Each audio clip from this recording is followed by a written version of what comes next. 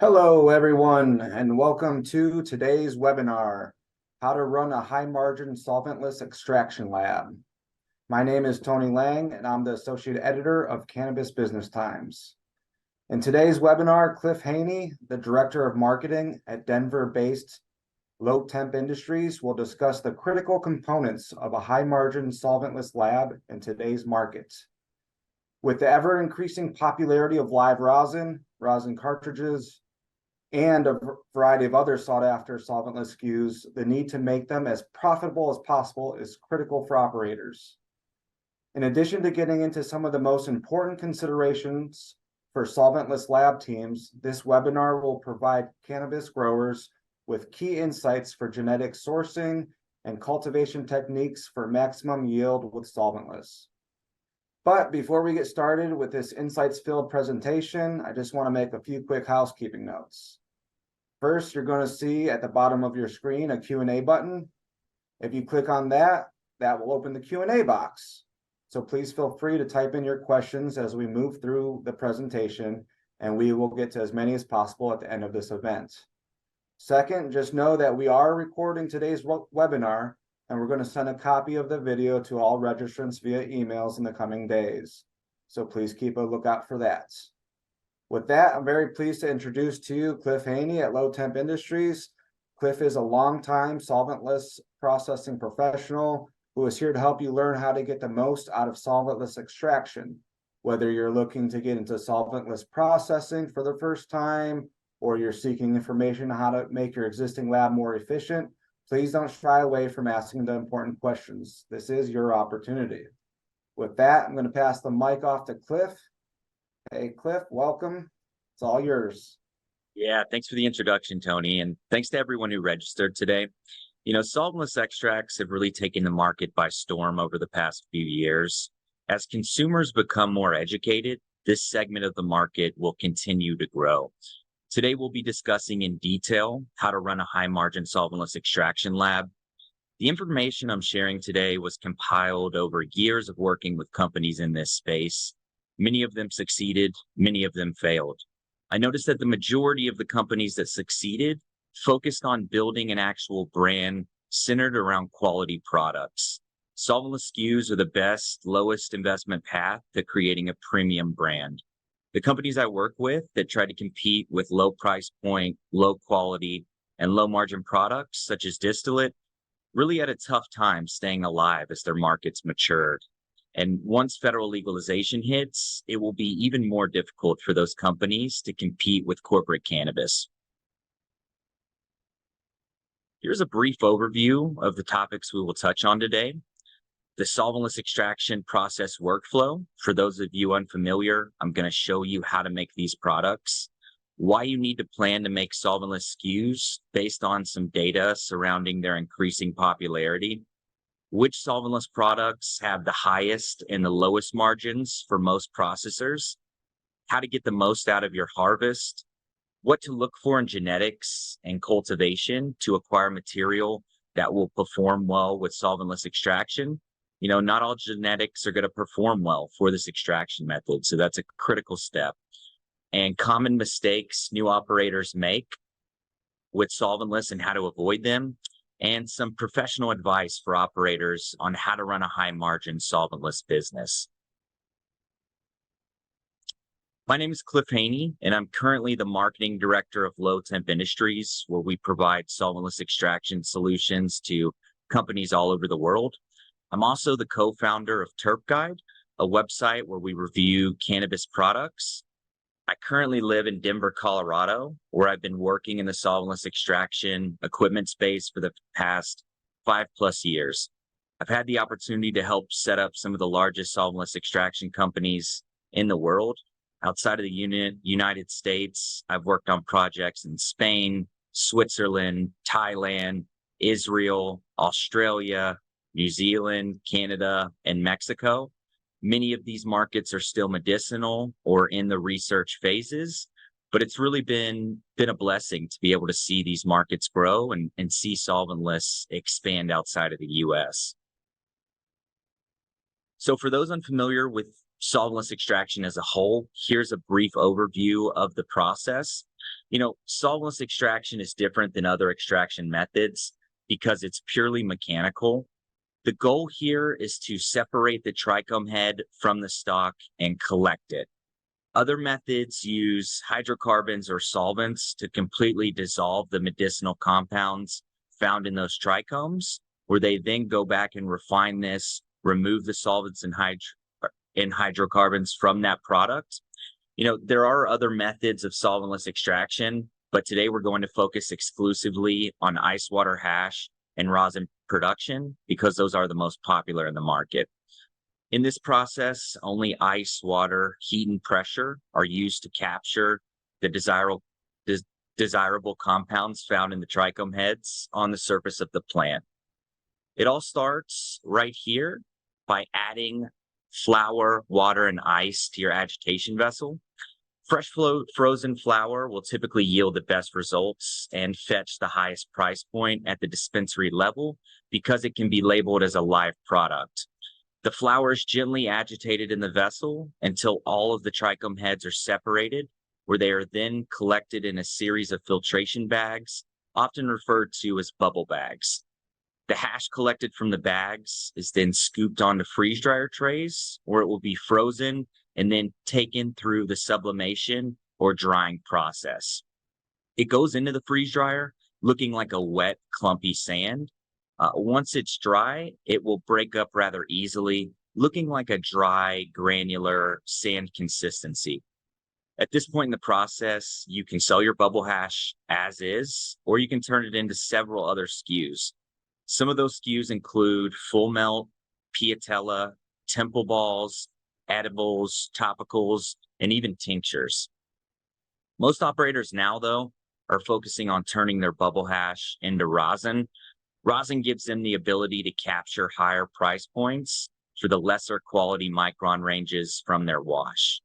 The bubble hash is typically loaded into a 25 micron bag that is covered by a sheet of parchment paper. The rosin press, shown in the top right-hand corner, then applies heat and pressure to the product to release the medicinal compounds from the heads themselves, further refining your end product. As you can see, there are a lot more SKUs that are possible by taking your harvest all the way to rosin. Offering a large number of SKUs can help you reach a wider audience by casting a wider net. Some of these SKUs include shatter, cold cure, diamonds, sauce, butter, cartridges, edibles, beverages, topicals, tinctures. There are a ton of different products you can make, and later on in this presentation, we'll talk about the top 3 that you should focus on.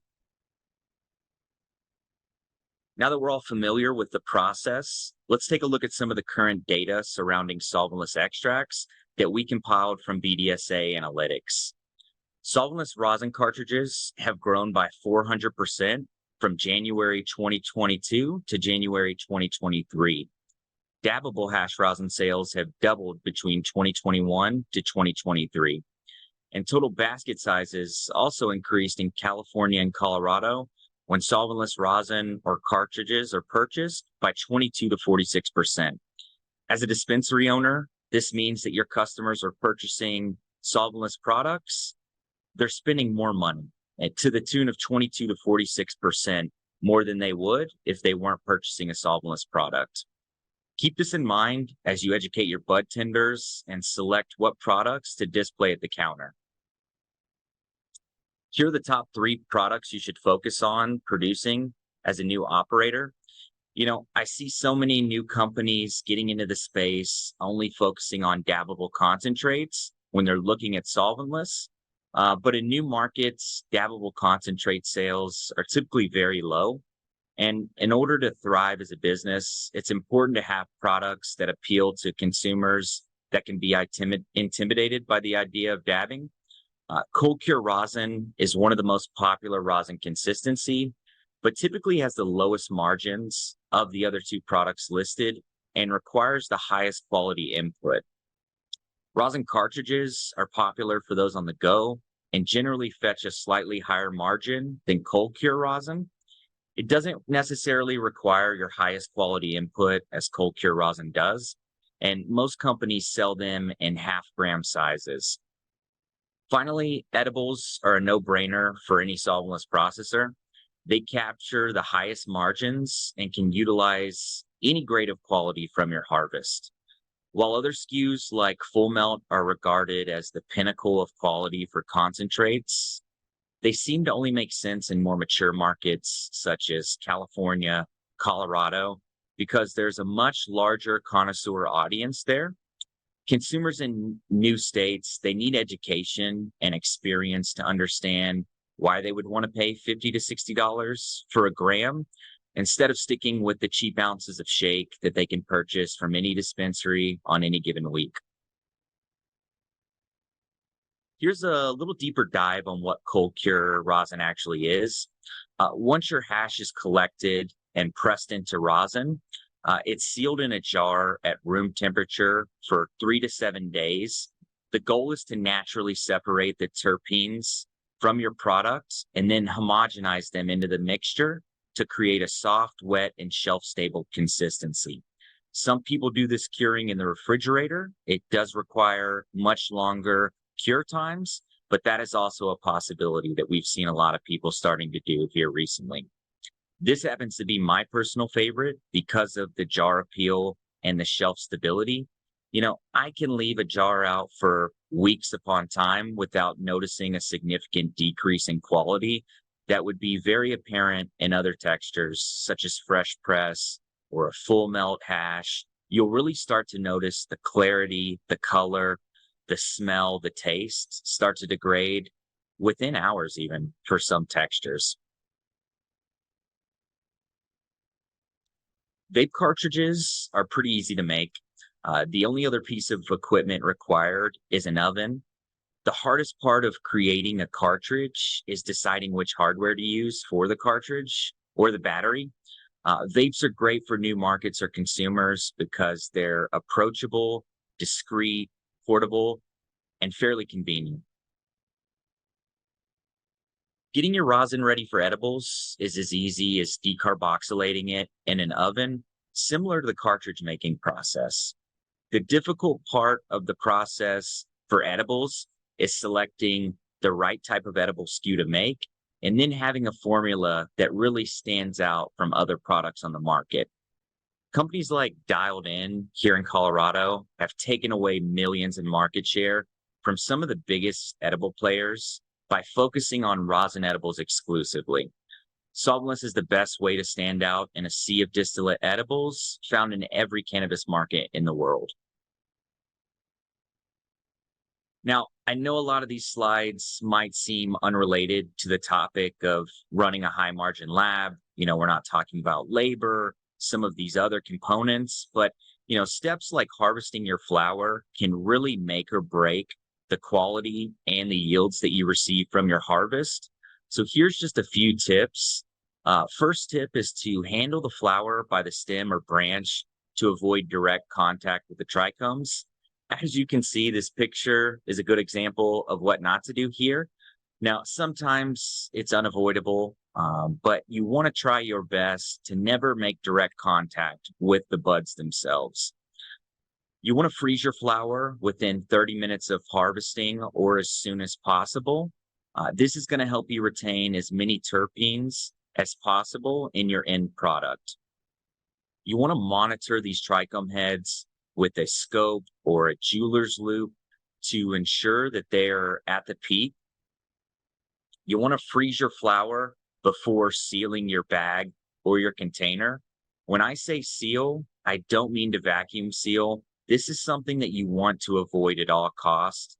Vacuum sealing can rupture trichome heads or form a solid brick of material once it's actually frozen. And once that is frozen into a solid brick, it's really hard to break that material up without doing some handling or letting it all thaw out in the wash. And this just increases the amount of time it takes to get that material processing. You want to defoliate your harvest prior to harvest.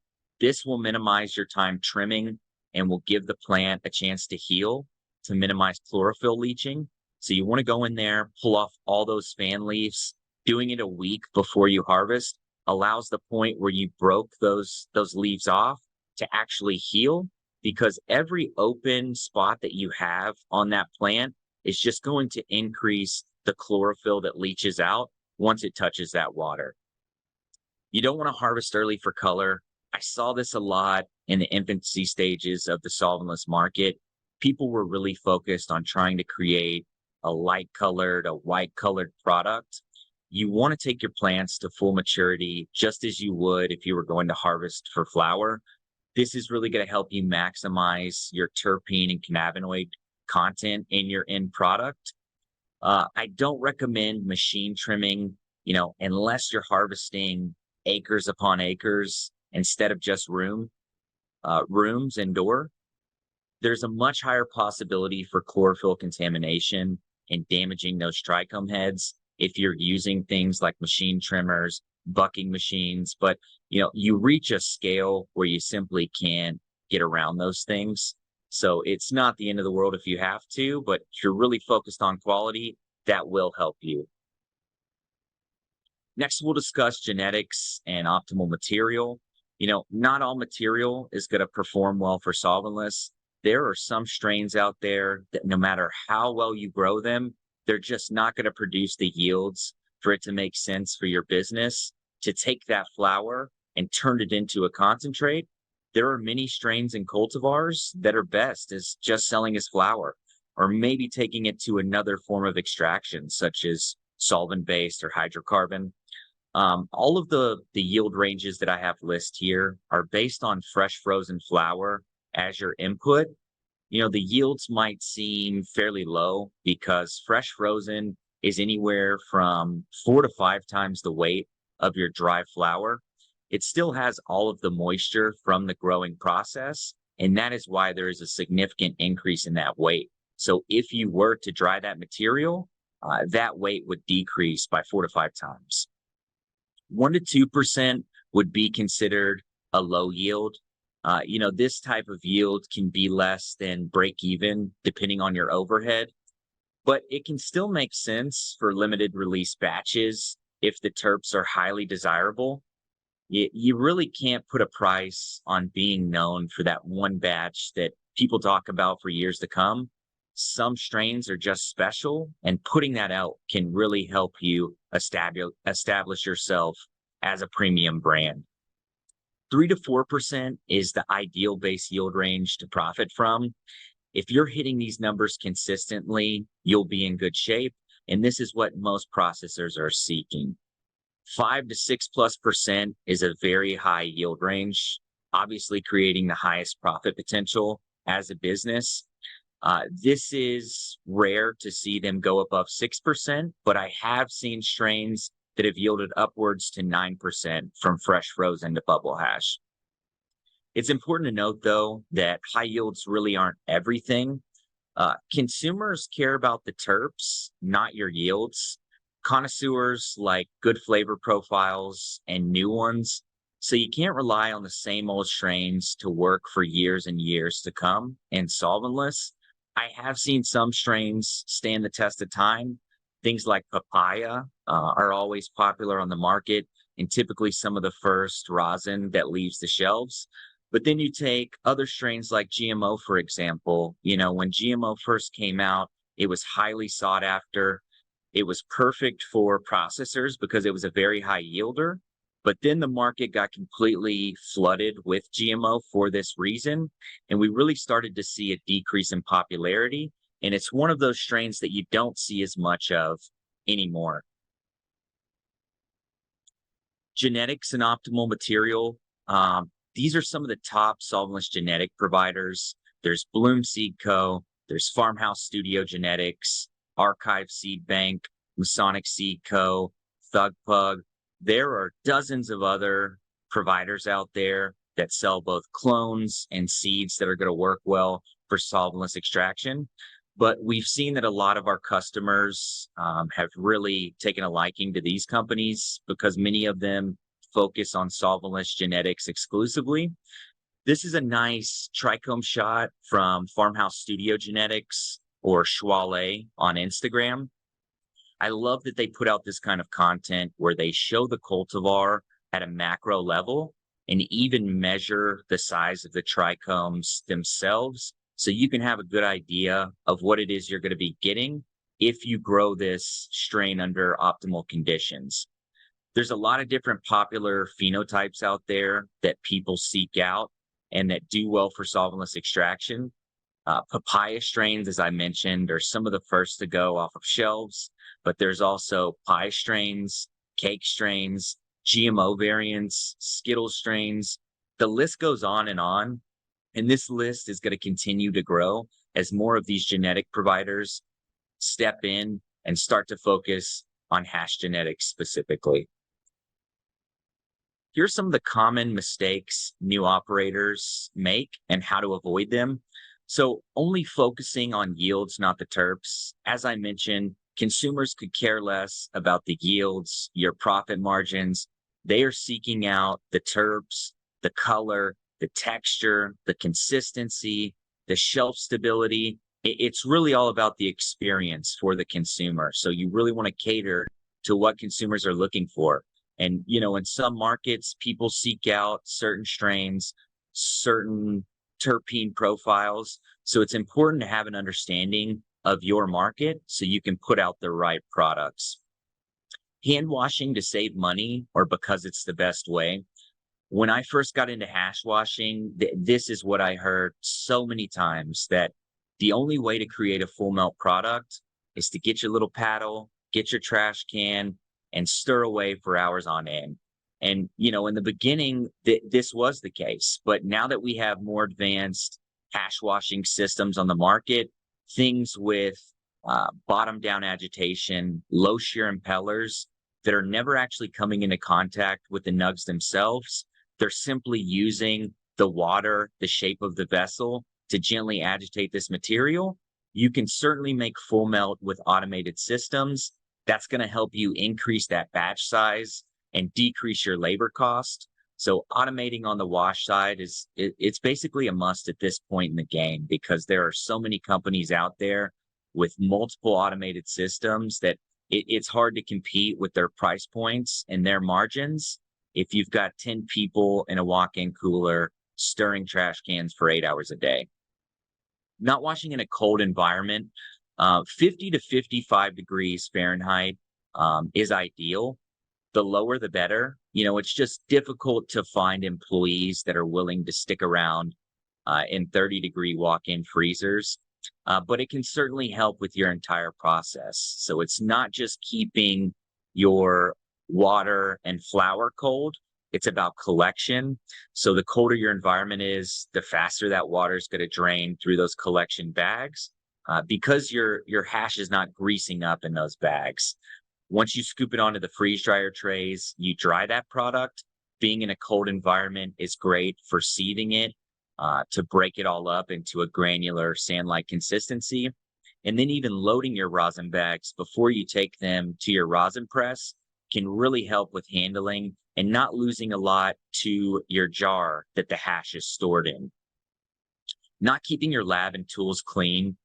This is a critical step. I would say half of your time as a hash maker, as a rosin maker, is going to be cleaning and sanitizing all of your tools. So that's everything from your ball valves, your processing tools, your system, your bags. They make a lot of different cleaning products out there that are for sanitizing.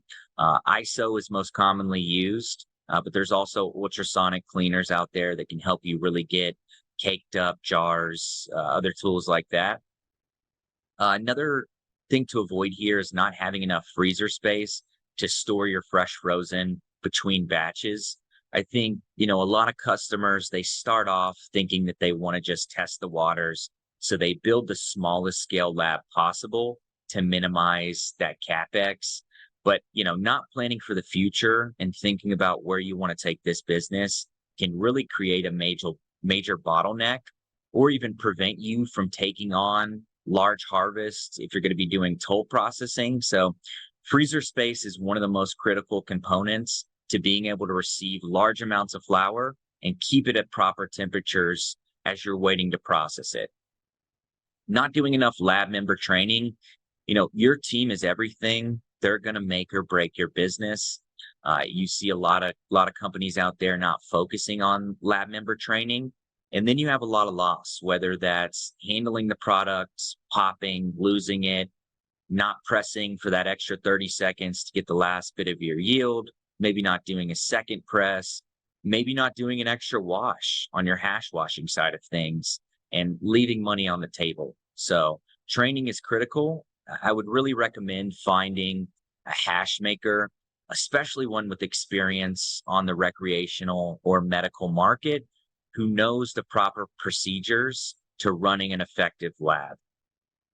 Not test washing before purchasing bulk flower, or taking your entire harvest and throwing it in the freezer with the hopes of processing it all into bubble hash. What you want to do is take a very small portion, get a jar. There's a company that just released a product, Tiny Hash Co. we've been working with, that allows you to do test washes in a small mason jar. So you're not dedicating a 20,000 gram batch of flour only to find out that it's not going to produce well. So doing this in smaller quantities can really minimize your risk. Not putting out enough SKUs. There have been several studies out there from people like BDSA Analytics, a lot of these other companies, that show, there's an increase in profitability as a company by offering multiple SKUs. If you go into a new market and you're trying to focus on dabbable concentrates exclusively, especially a high quality one that carries a higher price point like rosin, it's going to be really tough for you to be successful. So by offering all of these different SKUs, edibles, salves, tinctures, vape cartridges, you're casting a much wider net, and you're a lot more likely to be successful in the end by having all of these different SKUs available. Advice on how to run a high margin solventless lab. So, as I mentioned in the beginning of this presentation, you really want to focus on building a brand. Once federal legalization hits, you won't want to compete on price point with low price point products, low margin products. Once the Coors, the Budweisers step into this, you're going to see the commoditization of a lot of different products. So if you focus on building a premium brand that has premium products, you have a look and feel, a large social media presence, more than likely you're going to be one of the ones to stand the test of time. You look at the beer industry, and a lot of these microbreweries are thriving simply because they're focusing on a quality product and focusing on a segment of the market that isn't touched by these people that are focusing on bulk product sales. You want to plan your space and process with an actual hash maker. So these things that I mentioned earlier, like planning for expansion in the future, making sure you have the right environment, the right climate control to withstand the heat that a lot of this equipment's going to put out. You want to make sure you've got the right, electric requirements met, because a lot of these components like freeze dryers, they consume a considerable amount of power. Like some of these things like the Osprey, the press, they do have a very low power draw, but there are going to be those components that are going to require special outlets, special power requirements. So keep that in mind. You want to build out your facility with expansion in mind. Vertical integration will give you the most control over the entire process, which can typically lead to better results with the right team in place. When you're able to select the genetics, select the growing medium, harvest it the way you want, package it the way you want, not have to worry about transportation and freezer trucks, anything like that. You've just got so much more control to do it the way you want to. Now, there are exceptions to this rule, of course. If you're in mature markets like California, Colorado, Oregon, Washington, there are so many growers out there at such a massive scale that you can get flower for pennies on the dollar, and you really can have a profitable business, toll processing. I've even seen, companies in Michigan, like North Coast, that have been highly successful processing other people's material and either white labeling that or labeling it under their own brand if it meets their quality requirements. Tissue culture is huge for special cuts that you find. By taking these genetics and storing them, you're able to have them for years to come. They're clean. It can help you avoid pathogens, viruses that you'll find in your plants. There's really nothing worse than having, that special cut that you decide to get rid of because maybe people got, burnout on that particular cultivar. And then 2 or 3 years later, you're sitting around thinking, I really wish I could get that cut of skills back that I had all those years ago. So tissue culturing really allows you to store these genetics for an extended period of time. And finally, continuing R&D at every stage of the process, every stage of the business.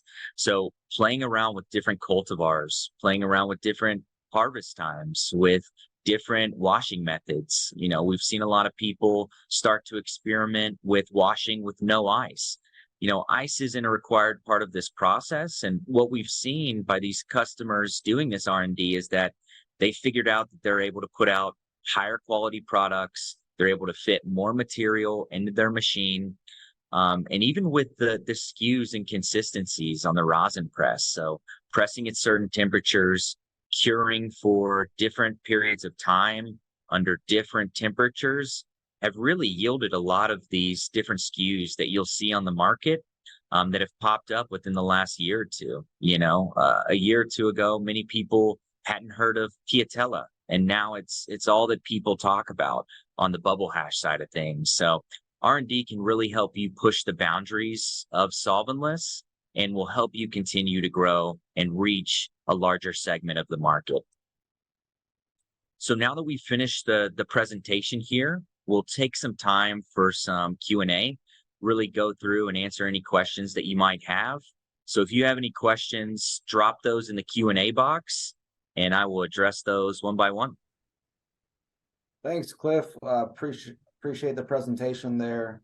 And yes, please type in any questions you may have for Cliff in the Q&A box at the bottom of your screen. We have a few already, so we'll get right to it. First question here is from Alan. Will you please expand on the benefits or disadvantages of cold versus hot press? Cold versus hot press. Okay, so a cold press, I would typically call anywhere from 160 to 175 degrees Fahrenheit.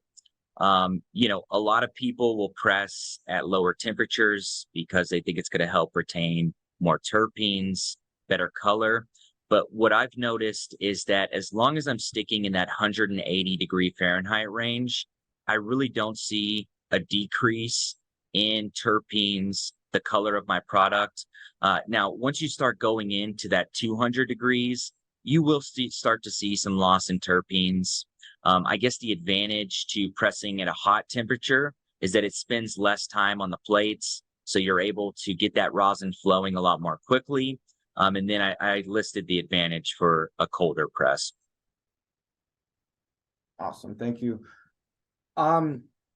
Yeah, this is from Bob. So Bob's asking, what is the typical yield from 1 kilogram of flour to wet bubble hash? So yeah, 1 kilogram, I think that's roughly 2.2 pounds of flour to wet bubble hash.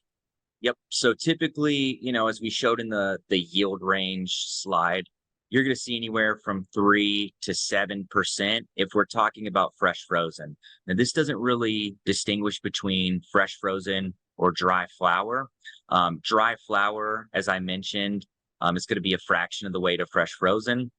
So if you're getting a 3 to 7% yield from fresh frozen to bubble hash, you're going to see 4 to 5 times that on your dry side of things. And just to clarify, this is the dry weight of the hash. I know you mentioned to wet bubble hash. It's hard to determine what the wet bubble hash yield is going to be because people will knock out, varying levels of moisture in their bags with their spoon as they're collecting. What you're really looking for is a wet milkshake-like consistency before you're scooping that onto your trays. Gotcha. Yeah. Yeah. And you were mentioning during your presentation too, that it's important to focus on terpenes, color and texture as well. Um, if people focus on that, is that gonna just naturally fold into profits that we know that so many operators are, you know, focused on? Yeah, so you're going to have higher profits with higher yielding strains. You just might not have the sell through that you're looking for of those products if they don't have the terps and the quality. Now, I'm not saying that high yielding genetics are not going to have those qualities. There are some winners out there that are yielding 6%, smell great, look great, taste great. I'm more just saying, as a business owner, if that's all you're focused on is yields, you're missing the point and you're not seeing it from the consumer's perspective. Gotcha. Thanks. So, Aaron is asking, you talked about, yield for profit.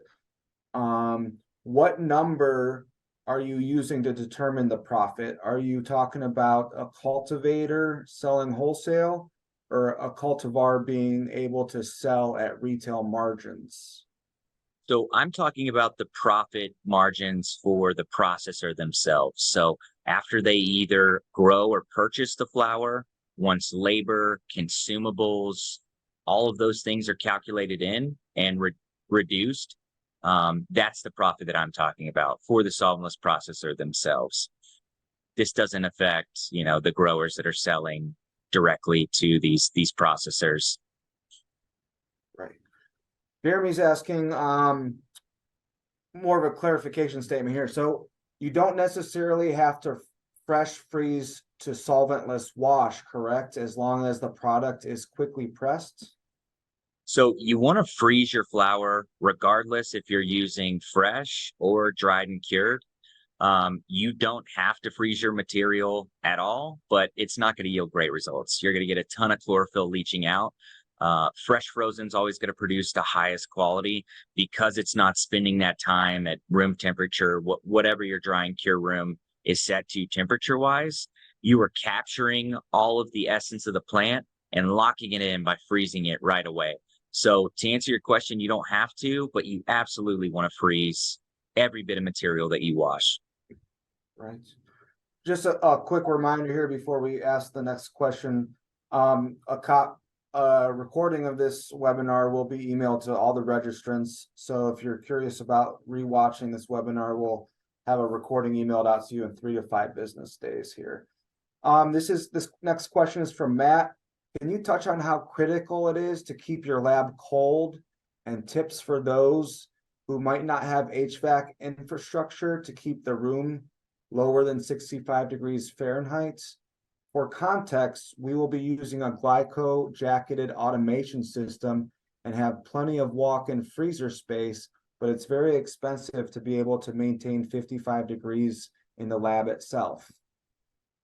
Yeah, absolutely. So you can see right up here in the top left-hand corner, this is a mini split AC.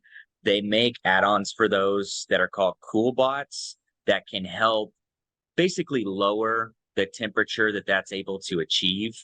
I know you mentioned you've got a glycol jacketed vessel. That's really not going to help you with what I'm talking about specifically, because if you have a well-insulated vessel like this one back here, it's really not the water mixture that you're worried about. It's all of the processes surrounding the washing itself. So it's the collecting, it's the sieving after it comes out of the freeze dryer, it's the loading your bags. So as long as your wash system and a table is in a cold environment, it doesn't matter if the freeze dryer, the rosin press, your packaging table, although it can really help with packaging as well. It doesn't matter if those are at room temperature. So hopefully that answers your questions there. Next question is from Brad. Once you process your fresh frozen, can you dry it out and put it through a system like an ethanol extraction system to get more yield out of the material? Absolutely. You can certainly do this. You'll really want to test this before you go buying a bunch of ethanol and a system to do it, because, if you're efficient enough with your process and you're getting the maximum yields by taking it for that extra wash or increasing the RPMs on your wash, likely there won't be enough material left to make it worth the consumable cost of the ethanol, the labor costs, the equipment needed to purchase that. So you can absolutely do it. It may or may not make sense for your business, depending on how much hash you're leaving behind in the system. Gotcha. Thank you. This is from Joshua. Do you recommend a low or high tonnage press for medium scale rosin pressing? Yeah, so I prefer presses that are around 20 tons, even though I'll never reach that 20-ton mark. When you want to do things like we mentioned earlier, somebody asked about pressing at low temperatures. When you want to press at 160 degrees, you simply can't do that with a 5-ton or an 8-ton press, for example. So yeah, that would be my preference, is something that gives you the ability to go as high as you want, but you don't necessarily need to go that high. This next one is from Chris. How do you feel that recycling the water affects the yield and efficiency of extraction? So personally, I have seen no effects to the yield or the efficiency of the extraction. We recycle the water simply because there's no reason to waste it. As long as we're keeping that mixture cold and a ton of chlorophyll isn't leaching out during the process, that water is perfectly fine to use for 4 to 5 washes on the same batch of material. So keeping it cold is really the only concern there. And once we start to see a ton of chlorophyll leach out, that's when you want to dump it and start with a fresh batch of water. Jonathan is asking, what are curing examples that are used to make different types of bubble hash? Yeah, so there's temple balls. This is where people are using a hot water bottle or a hot glass bottle, that is, rolling it over their hash rolled out, rolling it into a ball, letting it cure. There's things like Piatel out there, which is really popular here recently, where you're basically cold curing your bubble hash by placing it into a fridge or a freezer, letting the terpenes separate, whipping it, come back, let it sit at room temperature to grease up. There are a ton of different SKUs out there, but I would say Temple Balls and Piatella are probably the most popular SKUs for bubble hash. And then you start going into requiring decarboxylation to make things like edibles, tinctures, salves. Gotcha. Okay. Next question is anyone drying post-wash biomass and doing a hydrocarbon extract on it? Yep, there are people doing that. Just as I mentioned earlier, it may or may not make sense for your business, depending on the cost of the hydrocarbon or solvent that you're using to try to capture that residual. This one's from Jeremy. How much should you trim the flower before washing? Should you just focus on removing the primary non-trichomes? Yeah, exactly. You want to get rid of any big fan leaves. You want to make sure that you pluck all those a week before harvest by hand. Any excessive trimming that you do to try to get it pretty like you would for flour is just going to increase the amount of chlorophyll that leaches out in your wash. So rule of thumb, get rid of all the big fan leaves. Any small sugar leaves, leave them, wash them. They're not going to affect anything. This one's from Eric. As far as augmenting rosin/resin with terpenes, how does this play into creating a differentiated product? Is this desirable in the market right now? Yeah, so I'm guessing you're talking about maybe adding terpenes back to your end product. With things like live resin, that's fine. Diamonds, sauce, things of that nature. But with rosin exclusively, I think consumers, they're not really educated on whether or not terpenes have been added to it or not. I don't think it's something that they're seeking out currently. You really just want to express the plant in the truest form. So my recommendation would be to find genetics that have the terpenes that are desirable, instead of trying to buy some and add them You never know how those were extracted. Some of them can be extracted using steam. But yeah, I think most consumers on the rosin side, they're not the same consumers as people looking for diamonds and sauce on the live resin side of things. This one's from Adam. Has anyone had good results with using solventless for infused THC beverages? Yeah, it's a great question. As far as the rec market, the med market, I can't say that I've seen many on the market. I don't know the reason for that, but I can tell you on the trap side, I've seen a lot of incredible beverages. There are companies out there, on the rec and med side, like Dialed In that I mentioned earlier, where they're making a lot of simple syrups where you can add it to any drink you want. So I've been playing around with making, cocktails with that. Made an orange creamsicle drink the other day at my house, but it's basically a simple syrup that you then turn into another beverage yourself. So if you find any, shoot me an email. Let me know. I'd love to try one. Noted there. So what types of this is from Joshua. What types of COGS do you see in various US states for rosin vapes? Oh, that one. I am not. What type of COGS do you see in various US states for rosin vapes? Cost of Not, goods sold, yeah. yeah, not entirely sure on that one. If you want to send me an email at cliff@lowtemp-plates.com and expand on that question, I would, yeah, I'd be happy to take a deeper dive. Yeah, if you want to, can you repeat that email just for everyone? Maybe some people Yeah, missed it. definitely. So it's cliff@lowtemp-plates.com. Thank you, Cliff. Okay, this one's from Diane. Is ice really necessary for the process as long as the water is kept at -1 degree Celsius? So, my American brain does not think in terms of Celsius. So for me, the ideal temperature range I'm looking for is around 34 degrees Fahrenheit. If you are able to achieve that with something like, say, a chilled water skid that's running through a water chiller, ice is absolutely not necessary. And I actually prefer not using ice in the process when I have access to something like that. Ice just creates more shear. You really have to focus on the type of ice that you're using. Sharp ice can cause more chlorophyll to leach out. Adding more ice allows you to fit less material into your vessel. So I found that I'm able to get less contaminant on those later washes, wash for longer and harder without using ice. So that would certainly be my recommendation.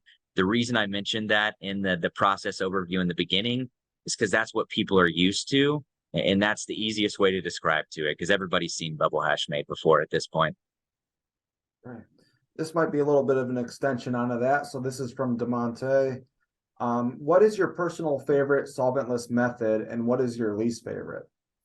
Ooh, so man, I wish we could expand on this question because when you say solventless method, I'm curious, are you talking about like post-processing methods, like which SKUs do I focus on, or the actual SKUs themselves, like sifting or washing or pressing? I guess I can try to attack those from both angles. As far as my favorite solventless method, like you have to wash, you have to freeze dry, you have to press. Like that's what people are looking for on the market. It's not to say you can't use trichome sifting to put out a quality product, but with where the equipment, the scale, the cost of it is on the sifting side, it's really hard to achieve the same quality and consistencies as you can with the ice water hash method. As far as like solventless methods for post-process SKUs, cold cure batter is always my favorite. It's the easiest.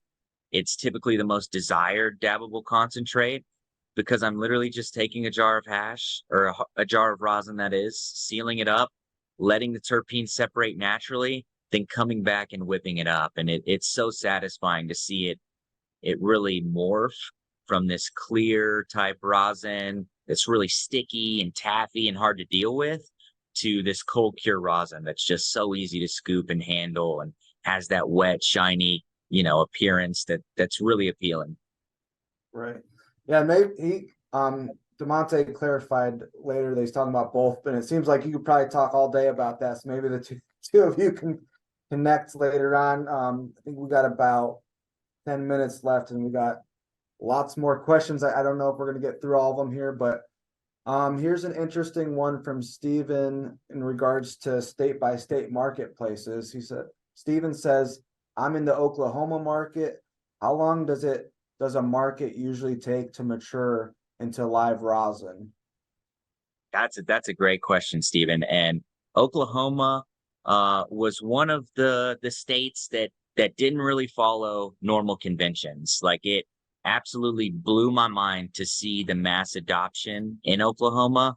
There are so many people out there like Canada Divine that are just absolutely putting out fire live rosin. It seems like they adopted it immediately out the gate in Oklahoma.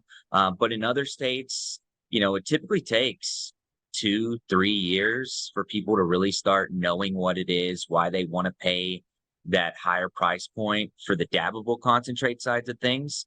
But if you focus on those other SKUs that we mentioned earlier, vape cartridges, edibles, gummies specifically, you can really decrease that amount of adoption time that it takes so you can be more successful right out the gate. But shout out to Oklahoma. It was crazy to see the scale and the number of people that got into the rosin game. I mean, 2 months into legalization.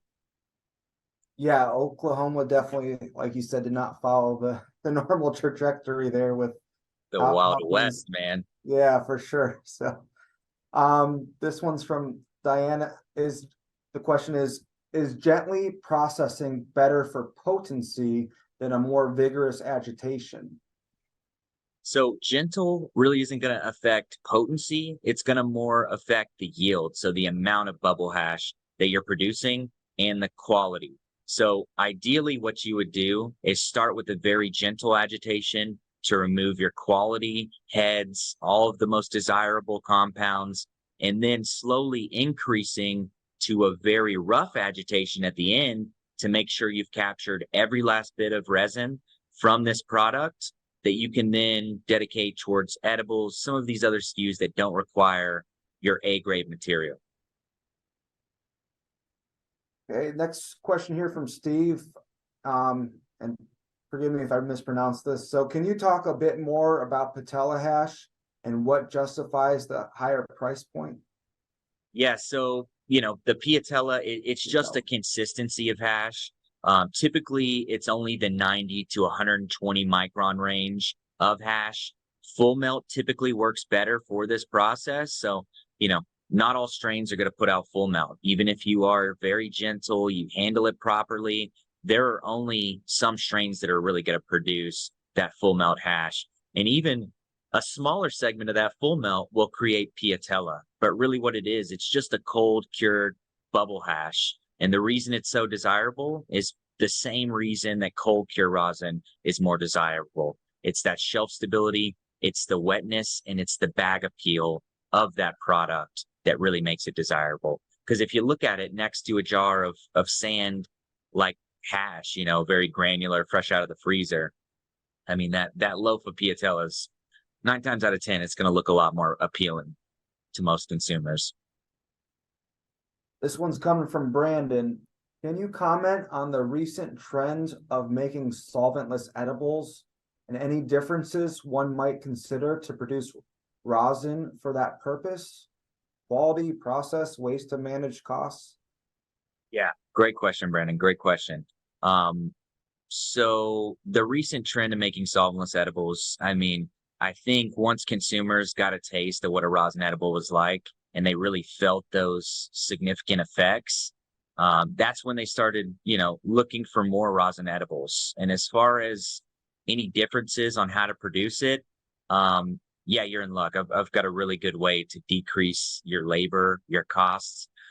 So what I do typically, let's say I'm just washing for bubble hash or rosin. I'm going to load this system up and I'm going to do 3 to 4 to 5 washes on that same batch of material for 15 to 20 minutes a piece, collect 3 to 4 to 5 times. It can be labor intensive, but if I'm doing this for the sole purpose of edibles, what I can do is I can load this machine all the way to the top, and I can do one wash for 45 minutes to an hour, collect all of that hash at once with one collection, and significantly decrease that labor and the amount of effort that it takes to produce that. So, with edibles, things like color, texture, things of that nature, they don't matter. All that goes out the window because it's going to be added to a jar and thrown in an oven anyways. So it's basically all going to have the same end effect. Right.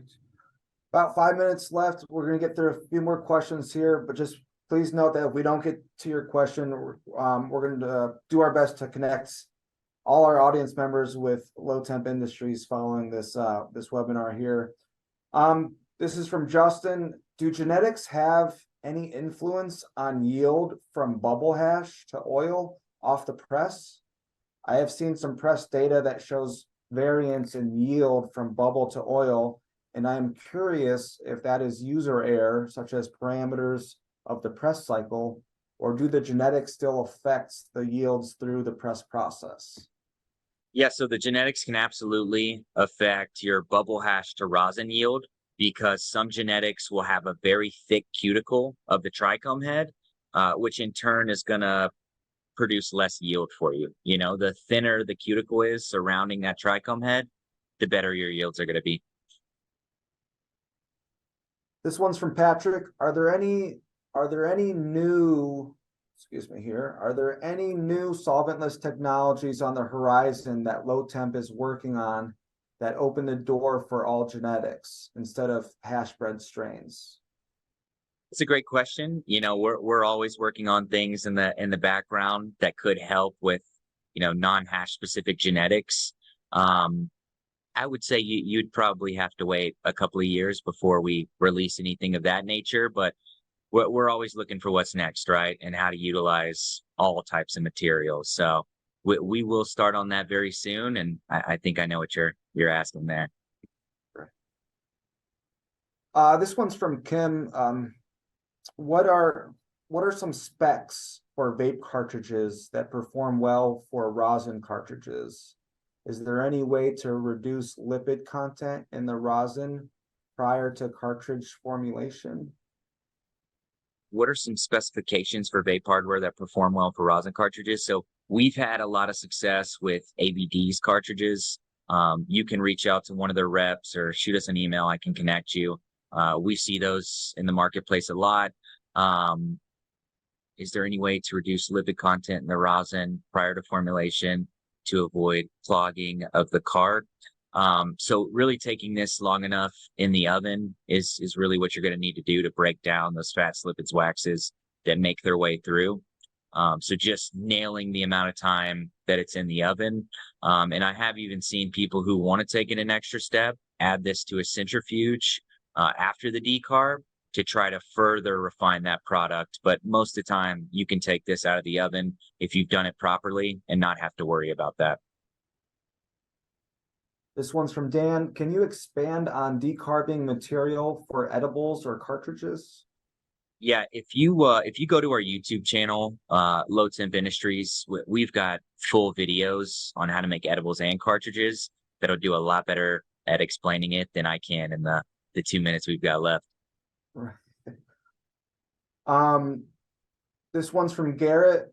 Considering automation and cross-training, what is the smallest headcount you've seen for a standalone solventless lab in a mature state? Yeah, no, that is a great question, Garrett. I would say probably 2 people is the smallest I've seen. If we're just talking about the lab space, there have been one-man teams who are doing washing one day, freeze drying the next, pressing the next. But really, ideally, 2 people is the smallest I would ever want my team to be if I'm trying to do this at scale. This one's from Ryan. When freezing plant material, do you leave the bags they are in? Do you leave them open in the freezer, rolled up, or heat sealed? Yep. So typically you want to freeze this material while it's open to air. And once it's frozen solid, then you can tie it off. You can seal it. Just make sure you're not vacuum sealing it. to avoid damaging those trichomes. So once it's frozen solid, you can seal it up. Only reason we keep it open while we're freezing is to minimize the frost that will build up that looks like freezer burn surrounding your plants. I think maybe this will be our last one. It's a short one from you. So this is from Sean. You mentioned a new product to determine yield. What was that product called? Yeah, it's from a company called Tiny Hash Co. The name of the product is the Hashling. It's still not released yet, but I would imagine you'll be seeing stuff in, a month and a half. Okay, well, hey, Cliff, you were great. Presentation was awesome. Thanks for getting through so many questions here. And just a reminder to our audience members, once again, we'll have a replay of the video sent out via email in the next 3 to 5 business days. And again, feel free to contact Cliff directly, since he was so kind to give out his personal email in this webinar. And thanks for joining us today, and I appreciate your time, Cliff. Awesome. Thanks, Tony. Thanks, everybody, for attending. Have a good one.